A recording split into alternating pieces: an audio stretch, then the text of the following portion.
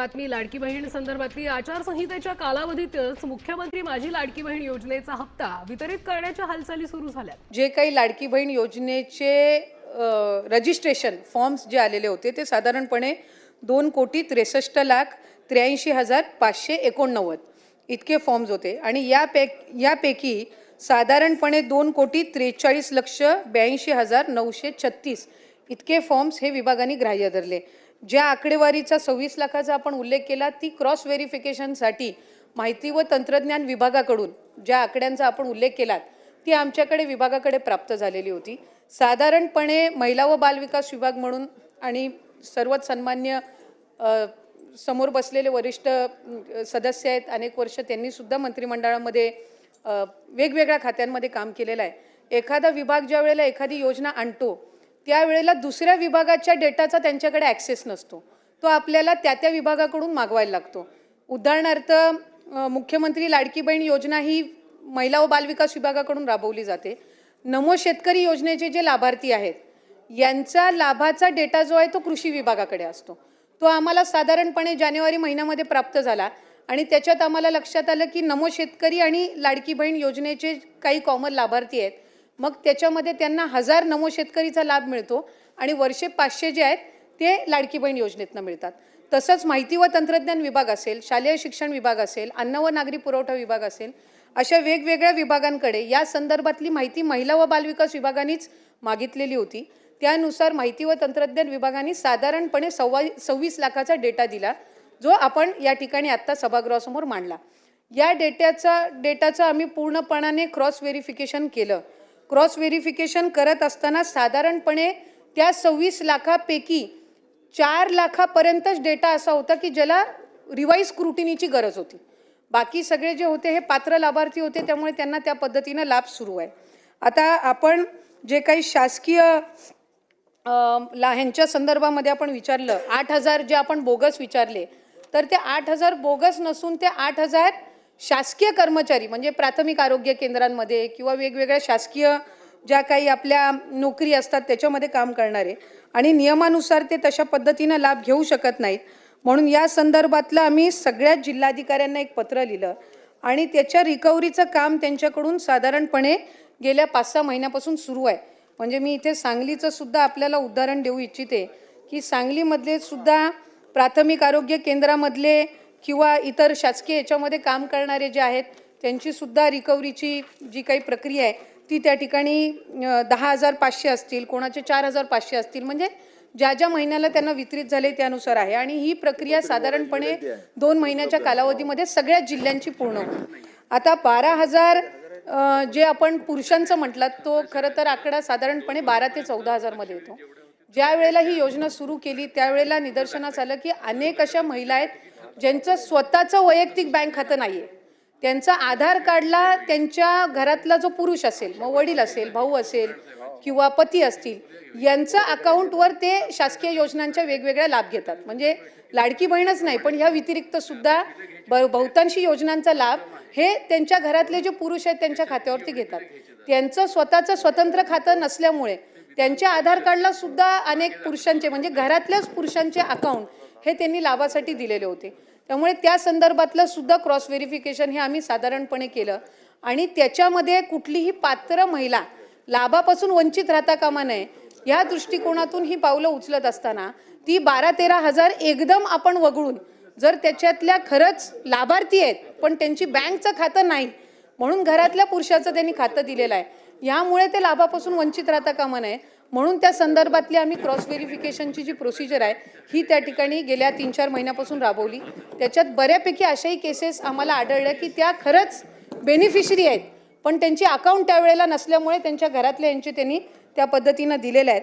त्यामुळे अशा पद्धतीनं प्रक्रिया करत असताना KYC जे आपण सुरू केलं याला साधारणपणे आम्हाला 8 ते 9 महिन्याचा कालावधी ती KYC प्रक्रिया ज्याच्यात 13 बाबी पूर्ण कराव्या लागतात मग ती प्रक्रिया आपल्याला सुरू करता येत असते, तर ती आम्ही सुरू केली आणि KYC झाल्यानंतर याच्यामध्ये आणखीन जो सुरळीतपणा आहे या सगळ्या सबंध लाभार्थ्यांच्या संख्येमध्ये तो आपल्याला पाहायला मिळतो। या काही नवीन गाईडलाईन्स नाही आहे, ओरिजिनली सुद्धा या GR मध्ये नमूद करण्यात आलेल्या होत्या। KYC साधारणपणे महा DBT पोर्टलवर ज्या ज्या काही स्कीम्स राबवल्या जातात त्या सगळ्यांना KYC ही प्रक्रिया फॉलो केली जात असते. साधारणपणे 91 अशा योजना आहेत ज्याच्यामध्ये KYC हे त्या ठिकाणी रुटीन ही प्रोसिजर आहे आणि तीच लाडकी बहीणमध्ये पण आहे. फक्त KYC राबवत असताना आपल्याला UDIचे अधिकृतता घ्यावी लागते, ऑथोरायझेशन घ्यावं लागतं आणि त्याच्यासाठी साधारणपणे 118 बाबींची पूर्तता करावी लागते आणि या बाबींची पूर्तता केल्यानंतर ते ऑथोरायझेशन आपल्याला मिळत असतं आणि या संपूर्ण ऑथोरायझेशनला साधारणपणे 8 ते 9 महिन्याचा कालावधी लागत असतो. त्याच्यामुळे आम्ही ऑथोरायझेशन मिळण्यासाठीची प्रक्रिया ही 8-9 महिन्यांपासून सुरू केली आणि ती मिळाल्यानंतर आम्ही KYCची प्रक्रिया ही सुरू केलेली आहे. KYCमुळे ज्या लाभार्थी आहेत त्यांना अधिकचा फायदा होणार आहे, कारण त्यांचं KYC ऑथोरायझेशन झालं की त्यांना नियमित लाभ मिळणार आहे. म्हणजे या ज्या तक्रारी आहेत की 1 महिन्याचा लाभ मिळाला, दुसऱ्या महिन्याचा मिळायला विलंब झाला, तिसऱ्या महिन्याचा त्या ठिकाणी थांबला गेला, तर या सगळ्यामध्ये सरळता आणि त्याचबरोबर सुलभता ही त्या निमित्ताने येणार आहे. त्याच्यामुळे या 2-3 महिन्याच्या कालावधीमध्ये जे लाभार्थी आहेत त्यांनी KYC करून घेणं आहे आणि याच्यातून त्यांना फक्त लाडकी बहीण योजनाच नाही तर शासनाच्या वेगवेगळ्या ज्या योजना आहेत ह्याचा सुद्धा पुढच्या कालावधीमध्ये लाभ होण्याच्या दृष्टिकोनातून हे महत्त्वपूर्ण आहे. ही योजना जी आहे ही महिलांमध्ये, लाडक्या बहिणींमध्ये अतिशय लोकप्रिय आहे. महिलांना त्याचा लाभ मिळतोय.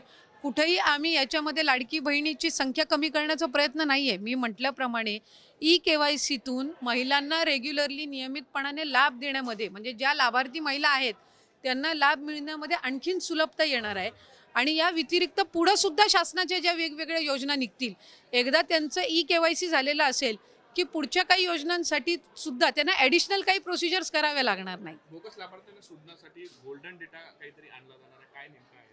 नाही, मी तर हे पहिल्यांदाच ऐकते. खरं तर आम्हाला वेगवेगळ्या विभागांकडनं, आम्ही स्वतःच विभाग म्हणून वेगवेगळ्या विभागांना पत्र दिलेलं आहे की त्यांच्याकडे असणारा जो डेटा आहे तो त्यांनी आमच्या विभागाला द्यावा. जसं डिसेंबर अखेरीस जानेवारी महिन्यामध्ये आम्हाला कृषी विभागाकडून नमो शेतकरीचा डेटा मिळाला, तो आम्ही इंटिग्रेट केला आणि त्यानुसार लाभार्थी जे आहेत त्यांना 500 रुपये लाडकी बहीणमधून आणि 1000 नमो शेतकरीतून मिळतात. परिवहन विभागाकडून आम्हाला डेटा मिळाला, इन्कम टॅक्सचा डेटा आहे किंवा माहिती व तंत्रज्ञानचा डेटा आहे. हा आम्हीच महिला व बालविकास विभागानेच इतर विभागांकडनं मागितलेला आहे. अन्न व नागरी विभागाकडनं, पुरवठा विभागाकडनं आम्हाला पिवळा आणि केशरी रेशन कार्ड धारकांचा डेटा त्या ठिकाणी मिळाला. कारण एक विभाग म्हणून दुसऱ्या विभागाचा डेटा ॲक्सेस हा कधीही नसतो, तो आपल्याला त्यांच्याकडनं विनंती करून मागवावा लागत असतो आणि त्यानुसार आपल्याला तो इंटिग्रेट करावा लागतो. त्यामुळे त्यानुसार ही संबंध प्रक्रिया ही सुरू आहे. मला आपल्या माध्यमातून आणखीन एक गोष्ट लाडक्या बहिणींच्या आणि राज्याच्या जनतेच्या समोर पण आणायची आहे. लाडकी बहीण योजना आणायच्या आधी जवळपास, म्हणजे आत्ता जे काही 2-2.5 कोटी लाभार्थी आहेत याच्यापैकी 50 लाखपेक्षा अधिक लाभार्थी असे होते ज्यांचं आधार कार्ड त्यांच्या बँक अकाउंटला सीडेड नव्हतं. ते या लाडकी बहीण योजनेच्या माध्यमातून झालं. 50 लाखपेक्षा अधिक लाभार्थ्यांचे आधार कार्ड हे त्यांच्या बँक खात्यासोबत सीडेड झाले, म्हणजे त्यांच्यासोबत लिंक झाले.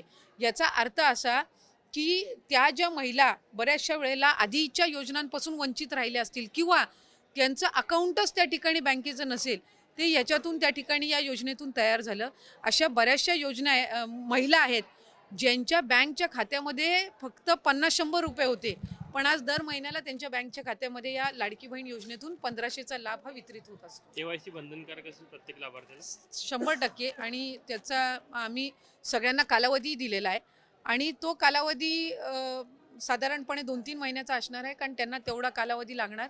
त्याचबरोबर आम्ही पूर्ण त्याच्यामध्ये माहिती दिलेली आहे की ते करत असताना ती प्रक्रिया अतिशय सोप्या पद्धतीनं कशी केली जावी. त्याच्यामध्ये आमच्या स्थानिक पातळीवर जे महिला बालविकास विभागाचे अधिकारी आहेत, अंगणवाडी सेविका, मदतनीस आहेत, इतर विभागांचे महसूल प्रशासनाचे सुद्धा आहेत, त्यांचंही आम्ही त्यामध्ये सहकार्य घेऊ.